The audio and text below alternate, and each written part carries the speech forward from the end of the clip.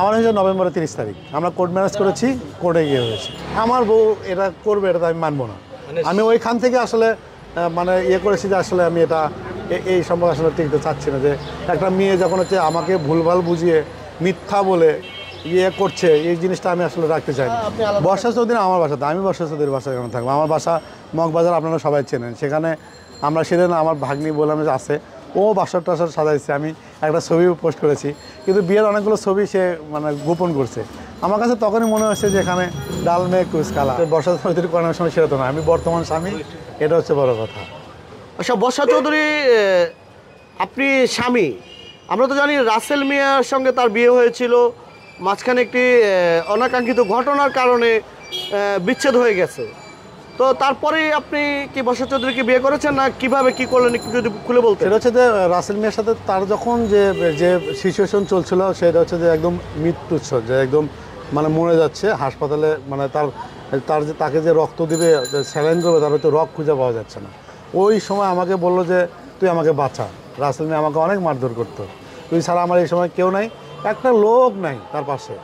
আমি চেষ্টা করেছি, তার আমার কাছে মনে হলো যে ওই সময় যদি আমি তাকে বিয়ে না করি, মেয়েটা আত্মহত্যা করে সুইসাইড করে মরে যাবে। আমি তো চেষ্টা করবো, আর সে গুড ফ্রেন্ড আমার ওখানে আগে থেকে। আমার মিডিয়াতে প্রথম মিউজিক ভিডিও করেছি, সেটা কিন্তু এই বর্ষা চৌধুরীর আর কাজী শুভ। আমি ওখান থেকে তার সাথে পড়েছি। তো আমি কিন্তু পার্সোনালি রাসেল মিয়াকে পছন্দ করি না। আমার কাছে মনে হচ্ছে একটা খারাপ মানুষের হাতে পড়েছে, ওকে ভালো করা যায় কীভাবে, ওই জন্যই আমাকে সে বলছে যে তুই আমাকে বাঁচা, আমাকে বিয়ে কর। তো একজন মানুষ যদি এভাবে বলে, আমি কেন করবো না? আমার তো বউ লাগবে, তাই না? আচ্ছা, বর্ষা চৌধুরীকে আপনি বিয়ে করেছেন, রাসেল মিয়া কি বর্ষা চৌধুরী ডিভোর্স দিয়েছিল? হ্যাঁ, আমার বিয়ের আগে ডিভোর্স হয়েছে, এবং আমি ওইটা আসলে রাখিনি। কারণ হচ্ছে একটা মেয়ের বউ থাকবে, সেখানে আমি কেন তাকে বিয়ে করবো? আমি বলছি তাকে আগে ডিভোর্স দিতে হবে। ওখানে আমার ছোটো বোন ছিল উপস্থিত, ওখানে ডিভোর্স দিয়ে তারপরে আমরা আসলে বিয়ে করতে করেছি। বর্ষা চৌধুরী কিন্তু একটি কথা বলেছে, কাগজ কলমে তিনি ডিভোর্স দেয়নি রাসেল মিয়াকে, মন থেকে ডিভোর্স দিয়েছে। আমি আসলে একটা কথা বলি, সেই জিনিসগুলো আপনাদের কাছে আছে, সে হচ্ছে প্রচুর পরিমাণে আসলে মিথ্যা কথা বলে। মিথ্যা ভারী হয়ে আসছে, কিন্তু এই পর্যায়ে আসছে। আমি গত 1 তারিখ থেকে এ পর্যন্ত, আজকে কালকে পরশু তরশু, আপনি জানবেন যে রাসেল মিয়া তার নামে একটা মামলা করেছে, যে আপনার হচ্ছে যে গেল 5 আগস্টের হত্যা মামলা। সেখানে পাইয়েছিল, ও কিন্তু আমার বাসায় ছিল, যাওয়ার জায়গা ছিল না। আমি তাকে বাসেছি, থানার সাথে কথা বলেছি, থানার এসআইয়ের সাথে কথা বলেছি যে আসলে তাকে জানি না নেওয়া হয়, এবং কি ওকে সাহায্য করার জন্য রাসেল মিয়া আমার নামে গায়েবী মামলা দিয়েছে। তো এই যে হেল্প করার পরে সে এখন আমাকে বুড়ো আঙুল দেখাচ্ছে। আমি কি আসলে সাধারণ জনগণ? দিন শেষে তো সাংবাদিক। আমি মায়ায় পড়ে তাকে বাঁচাইছি। 4 মাস পরে আসে সে পরিমণি বিভিন্ন নায়কের সাথে, আমাকে দেখলে নায়ক নায়িকা দাঁড়িয়ে থাকে। আচ্ছা, বর্ষার সাথে যে আপনার বিয়ে হয়েছে, কত টাকা কাবিনে বিয়ে হয়েছে, বা আপনার কাছে কি প্রুফ রয়েছে? আমার কাছে সম্পূর্ণ এভিডেন্স আছে। আমি সম্পূর্ণ এভিডেন্স ছাড়া, একটা মেয়ে বিয়ে ছাড়া আমার বাসায় কেন 2 মাস থাকবে? আমার বাবা মা বোন, আর সামনে দেখছেন ভাগ্নি, ওর সাথে কথা বলবেন, তো সেখানে বিয়ে ছাড়া আমার বাসায় কেন থাকবে? আর যেহেতু আমরা বাংলাদেশের সামাজিক একটা দায়বদ্ধতা আছে, সেখানে বিয়ে ছাড়া তো আমি ওকে কেন রাখবো? আমরা আজকে একটা ভয়েস শুনতে পেলাম, বর্ষা চৌধুরী বলতেছে আপনি নাকি তার বন্ধু, বেস্ট ফ্রেন্ড। হ্যাঁ, সেখানে বউ স্বীকার করছে। তো আপনি আরেকটা আছে দেখবেন, ওখানে বলছে যে পোস্ট ডিলিট কর। আমার কাছে মনে হচ্ছিলো যে সে কোনো গাড়িতে আছে। আমার সন্দেহ হয়েছে যে সে আসলে পরিমণি সাপোর্ট নিচ্ছে। আমাকে এটাও বলেছে পরিমণি আমাকে দেখতে পারে না, এবং হচ্ছে যে তার প্ল্যান ছিল যে রাসেল মিয়াকে বিনিয়ে পরিমণির কাছ থেকে নিয়ে গিয়ে, যে পরিমণি যেভাবে বোতল দিয়ে কিন্তু দেখবেন যে ইয়েকে মারছিল, আপনার পরিমণির স্বামী, যে না একটা নাম রাজ, ঠিক আছে, রাজকে যে মারছে, ওই প্ল্যানিং করছিল সাথে। এটা আমাকে বলছে যে আমি পরিমণির সাথে যোগ দেই, ওকে নিয়ে আসলে মার দেবো। কিন্তু আমার যখন দেখলাম যে সে ওখানে গিয়ে সে আমাকেই ইগনোর করছে, তখন আমার কাছে অনেকগুলো ভয় দিয়েছে। সে বলছে যে আমি আগামীকাল বাসাবো থেকে যাত্রাবাড়ি শিফট করবো, তুই পারলে দেখে নিস বাল। আমি দেখলাম যে মনে হয়, আমি তাকে বলছি যে আমার ভালোবাসা কিন্তু 1% এসে গেছে, যে কোনো সময় কিন্তু ছিঁড়ে যাবে। আমি কিন্তু দেখবেন, আমি কিন্তু প্রায় একটু মেসেজ দিচ্ছি যে শুকনো বালুর চর পানি জেগে উঠেছে, যদি বালু সরে যায় তার কিন্তু ভেঙে যাবে।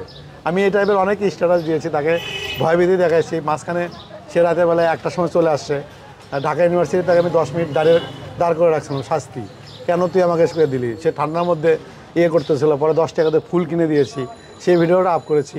আমি আসলে ভালোবাসার থেকে সেখানে আসছে, আসার পরে বলছে শারীরিক সে অসুস্থ। আমি তেমন কিছু ইয়ে করিনি, পরে আবার সকালবেলা সে চলে গেছে। এরপরে বলছে আজ আসবে কাল আসবে, কিন্তু আমি যেটা কষ্ট পেয়েছি সেটা হচ্ছে যে এই যে আপনার নতুন যে হিরো মুন্না খান, ওর সাথে আসলে আপনাদের বলবে যে ফ্রি করেছে, আসলে না। মুন্না খান কিন্তু তাকে 2 লাখ টাকার একটা নেকলেস দিয়েছে, দেখবেন যে বোনের কথা বলছে, ওটা কিন্তু আসলে মুন্না খান দিয়েছে। মুন্না খানের হয়তো বা টাকার প্রতি তার একটা যে আসক্তি, ওটা মনে হয় আমার কাছে মনে হয় তাকে বেশি লাভবান করছে। এবং আমি যেটা মাইন্ড করেছি, সে প্রায় প্রায় মাওয়া যাচ্ছে, মুন্না খানকে একটা হচ্ছে সমুচা খাওয়াই দিয়ে সে বাকি অংশ খেয়েছে। একটা সমস্যা আমি মুখে খেয়ে তোমাকে দিব, এটা বেস্ট ফ্রেন্ড হতে পারে। সেটা তুমি আমার মুখের জিনিস খাবা, আমার মুখের জিনিস কে খাবে? বউ খাবে। আমার বউ আমার কাছে আমার মুখের জিনিস খাবে হচ্ছে যে আমার গার্লফ্রেন্ড, এই টাইপের। সে হাত ধরে ইয়ে করছে, ওইখান থেকে আমি তাকে বলছি যে এটা কেন করলি, সে সরি বলছে। আবার সে হচ্ছে যে আবার রেগে যাচ্ছে, আবার ভয় দিচ্ছে, বিভিন্ন সাংবাদিক তার বাপ ভাই এগুলো ভয় দেখাচ্ছে। আমি কি কাউরে ভয় পাই বলেন? ওইখান থেকে আমার কাছে মনে হলো যে সম্পর্কে আসলে ইতি টানা উচিত। আমি তাও গতকালকে বলেছি, তুই বাসায় এসে সরি বললে তাহলে আমি সব মাফ করে দেবো। সে আমাকে রাতের বেলা ফোন দিয়েছে ভিডিও কলে যে আমার ভুলে আছে, তুই বাসায় আয়। তা আমি দেখেছি যে এর আগে রাসেল মিয়ার সাথে কিন্তু বাসায় মারামারি হয়েছে। আমার কাছে মনে হলো যে বাসায় যাওয়াটা ঠিক হবে না। তা আমি যাইনি। আমার লাইভে নিয়ে এসে বলছে তুই দায়রা থাক, আমি এখন সুইসাইড করবো।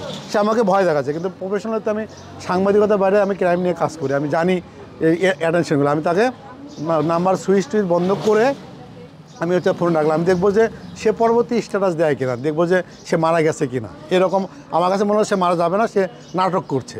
পরে দেখলাম যে সে আমাকে সে আমার বন্ধু জামাই না এগুলো বলে একটা স্ট্যাটাস দিয়েছে। তখন আমি অ্যাকশনে গেলাম যে আমি কিন্তু তারপরেও তাকে ক্ষমা করার দিয়েছি, স্ট্যাটাস দিয়ে কিন্তু সেটা ধরা পড়লো। আর একটা বিষয় বলবো, সেটা হচ্ছে যে যখন হচ্ছে যে 2 লাখ টাকার যে নেকলেস বলছেন, সেখানে আমি এই জিনিসটা মুন্না খানকে বলছি। তা মুন্না খান আমাকে বলে যে ভাই তুই আমার ইয়ে করিস না, আমি তোর যা লাগে আমি দেবো। তা আমি বলছিলাম যে আমার একটা সমস্যা আছে, তুই আমার 5,000 টাকা দিন, ঠিক আছে। এটা যেহেতু তার হচ্ছে এখন সবচেয়ে কাছের মানুষ আপন, বর্ষা বললে সে এখন হাগে দেবে মুন্না খান এরকম। তা আমার কাছে মনে হচ্ছে তুই বল, যেহেতু ক্লায়েন্ট হচ্ছে বর্ষার, তুই বল। বলার পরে সে আমাকে হঠাৎ করে খেপে গেল, আমি কেন টাকা চাইলাম।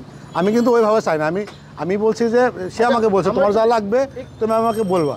সেটা হচ্ছে আমি তার সাথে এতদিন থাকার পরে যেটা মনে হলো, প্রথম স্বামী হচ্ছে যারা বাবা চলে গেছে, জাহানা বাবা হচ্ছে 2, তারপরে আরেকটা ছিল, তারপর হচ্ছে যে রাসেল মিয়া, আমি হচ্ছে যে 5 এবং বর্তমান আমার কাছে যেটা আমি আমার ইয়ে থেকে পাইছি আর কি। জানি না শুনে আপনি একজন সাংবাদিক হয়ে 5 নম্বর স্বামী কেন হতে গেলেন, এই ব্যাখ্যাটা একটু। না, এটা তো ইমোশনাল নিয়ে কাজ করছে। আপনি যদি মৃত্যুর সময় যদি বলেন যে আকাশ নিবেন আমার আপনার আইফোন লাগবে, আমি তো আপনার বাঁচানোর জন্য আমি আইফোন আপনাকে দেবো, আমার হাতেরটা তাকে কি বাঁচানোর জন্য বাঁচানোর জন্য আমি তাকে করেছিলাম। যে আমি চাইছি যে এরকম রাসেল মিয়া জানি আর কেউ জানি এ না হয়, এটা করে এখন দেখা যাচ্ছে আমি নিজেই ধরা খেয়ে গেলাম।